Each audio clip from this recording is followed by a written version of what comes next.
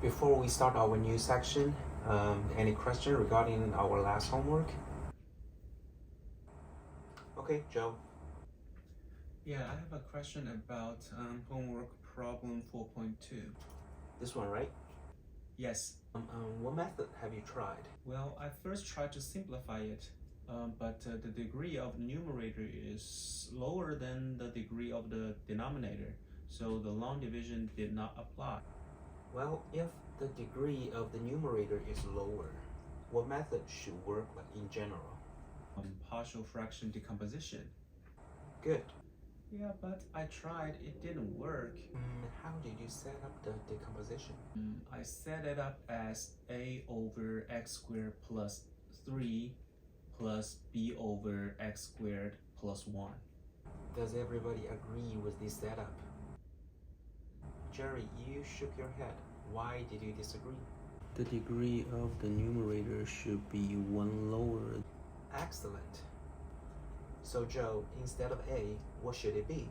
Oh yeah, well I should have set it up as ax plus b. Good. So here, instead of a, we should have ax plus b. So likewise for the second term. Cx plus d. Good. Let's set it up as cx plus d. After combining these terms, what should we do about this numerator? And then we should arrange those terms by their powers. Combine those terms with the same power together. Very good. For x cubic term, what we have is a, and we have a c. For the squared term, we have b, we have d. First degree, we have a, we have 3c. And for the constant, what we have is b and 3d. Here, a plus c equals to 1, b plus d equals to -2, a plus 3c equals to 2, and b plus 3d equals to -5. All right? We can Subtract the first from the third. Very good. And what we have is 2c equals to 1. c equals to 1/2. And when we plug this c equals to 1/2 into the first equation, we will know that a equals to 1 minus c.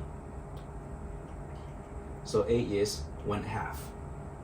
Likewise, if we subtract the second equation from the fourth, what we have is 2d equals to -3, which means d equals to -3/2.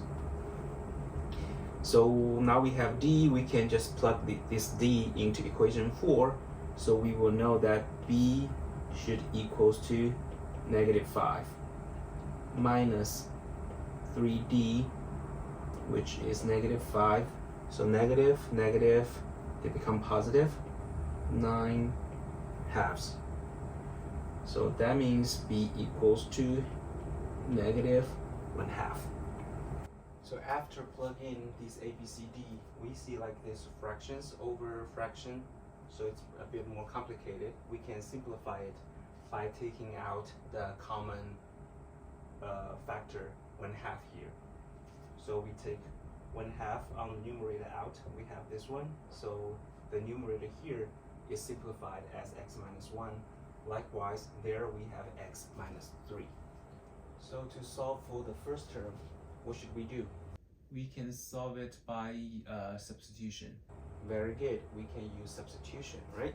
So let's let u equals to X squared plus 3. So take the derivative of both sides. We have du equals to 2x dx. Divide both sides by 2. So we have 1/2 du equals to x dx. And now we can replace this x dx by 1/2 du, right? So we have, let's write the whole thing, 1/2 integration of x dx. What we have is just 1/2 over u. And this 1/2 is constant, we can take this out and multiply with the 1/2 outside. What we left is 1/4. Integration of 1 over u du. And this is our familiar friend, 1/4, the natural log of the absolute value of u here. And of course, after doing the integration, we will have some constant term here. Let's just call it C1 for now.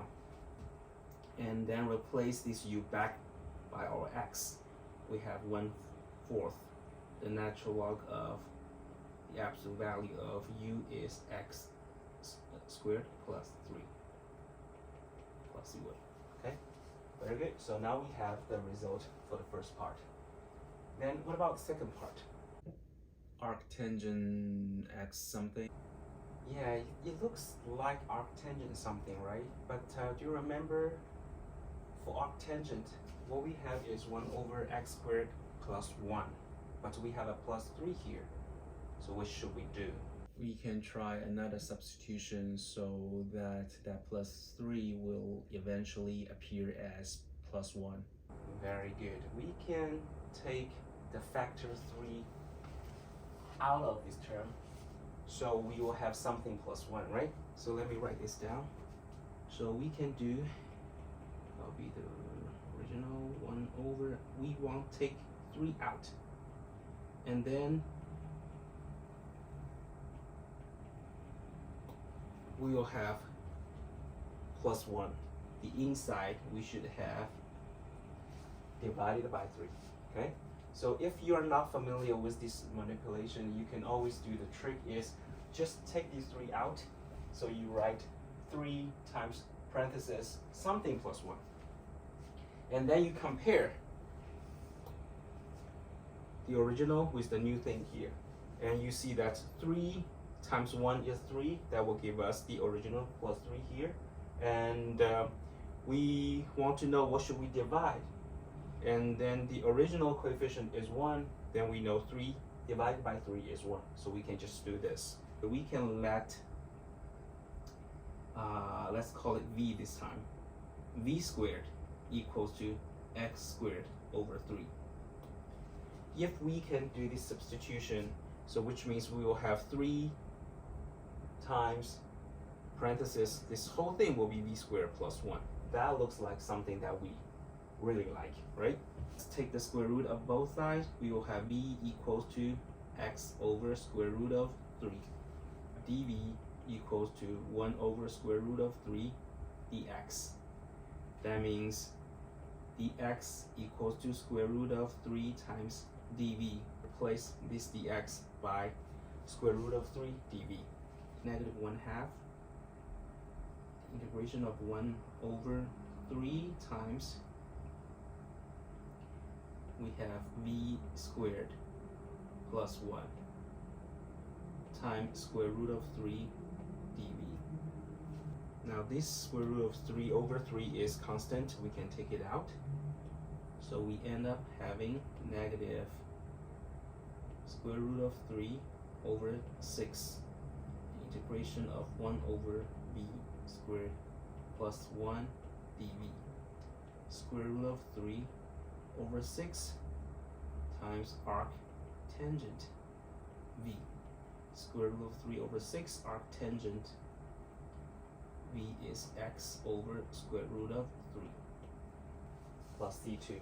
The third term looks very similar to the first term, and the fourth looks like very similar to the second. Actually, it's much simpler than the second one. So I will leave this to you, and after this class, you can solve for these two and let me know if you have any further questions. Then we can talk about this, okay? All right, let's move on to our new section.